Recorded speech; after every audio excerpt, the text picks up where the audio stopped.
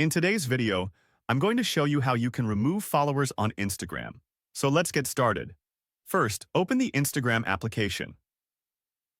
After opening it, tap on the profile icon at the bottom right corner. Once you're on your profile, you'll see an option called Followers in the middle.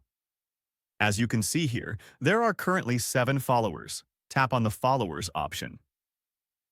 After tapping, you will see a list of all the people who follow your account.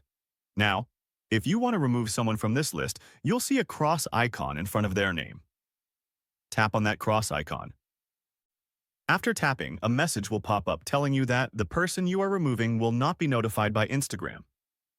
Now you will see a Remove option on the left side. Tap on Remove, and that follower will be successfully removed from your account. So this is how you can remove followers on Instagram. If you found this video helpful, don't forget to like the video and subscribe to the channel. See you in another interesting video.